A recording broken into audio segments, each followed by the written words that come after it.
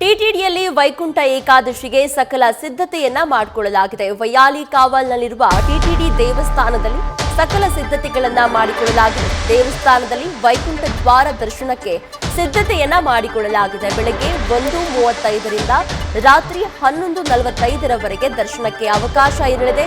ವೈಕುಂಠ ದರ್ಶನಕ್ಕೆ 70,000 ಭಕ್ತರು ಆಗಮಿಸುವಂತಹ ನಿರೀಕ್ಷೆ ಇದೆ. ಶರವಣ ಚಾರಿಟೇಬಲ್ ಟ್ರಸ್ಟ್ನಿಂದ 1 ಲಕ್ಷ ಲಡ್ಡು ಪ್ರಸಾದವನ್ನ ಕೂಡ ವಿತರಣೆ ಮಾಡಲಾಗ್ತಾ ಇದೆ. ಈ ಬಗ್ಗೆ ಹೆಚ್ಚಿನ ಡೀಟೇಲ್ಸ್ ಅನ್ನ ನಮ್ಮ ಪ್ರತಿನಿಧಿ ಚಂದನ ನೀಡ್ತಾ ಹೋಗ್ತಾರೆ. ಚಂದನ, ವೈಕುಂಠ ಏಕಾದಶಿಗೆ ಒಂದು ರೀತಿಯಾದಂತಹ ಸ್ಪೆಷಲ್ ವ್ಯವಸ್ಥೆಯನ್ನ ಮಾಡಲಾಗಿದೆ. ಈ ಬಗ್ಗೆ ಹೆಚ್ಚಿನ ಡೀಟೇಲ್ಸ್ ಅನ್ನ ಕೊಡೋದಾದ್ರೆ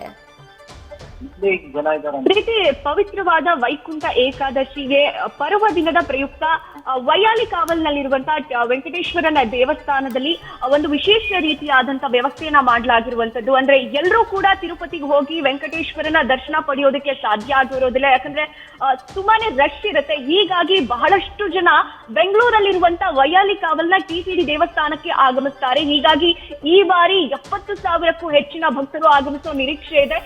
ಕುಡಿಯೋ ನೀರಿನ ವ್ಯವಸ್ಥೆ ಆಗಿರ್ಬೋದು, ಕ್ಯೂ ವ್ಯವಸ್ಥೆ ಆಗಿರ್ಬೋದು, ಶೌಚಾಲಯದ ವ್ಯವಸ್ಥೆ ಆಗಿರ್ಬೋದು, ಈ ರೀತಿಯಾದಂತ ಎಲ್ಲ ರೀತಿಯ ಸಿದ್ಧತೆಗಳನ್ನ ಮಾಡ್ಕೊಳ್ಳಲಾಗ್ತಾ ಇದೆ. ಅಂದ್ರೆ ಡಿಸೆಂಬರ್ 30ರ ಬೆಳಗಿನ ಜಾವ 1:35ರಿಂದ ತಡರಾತ್ರಿ ಅಂದ್ರೆ ಮಧ್ಯರಾತ್ರಿ 11:45ರವರೆಗೂ ನಿರಂತರವಾಗಿ ವೆಂಕಟೇಶ್ವರನ ಒಂದು ದರ್ಶನಕ್ಕೆ ವ್ಯವಸ್ಥೆ ಇರುತ್ತೆ ಭಕ್ತಾದಿಗಳಿಗೆ. ಹೀಗಾಗಿ ಎಲ್ಲ ರೀತಿಯ ಸಿದ್ಧತೆಗಳನ್ನ ಬಹಳ ಭರ್ಜರಿಯಾಗಿ ನಡೀತಾ ಇರುವಂತದ್ದು.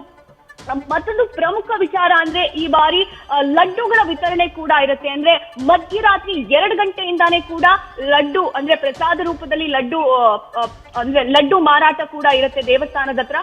ಹೀಗಾಗಿ ಎಲ್ಲ ರೀತಿಯ ಸಿದ್ಧತೆಗಳನ್ನ ಮಾಡ್ಕೊಳ್ತಾ ಇರುವಂತದ್ದು. ಕೆಲವೇ ಗಂಟೆ ಬಾಕಿ ಇರೋದ್ರಿಂದ ಪ್ರೀತಿ. ಥ್ಯಾಂಕ್ ಯು ಚಂದನ ನಿಮ್ಮೆಲ್ಲ ಡೀಟೇಲ್ಸ್ಗೆ.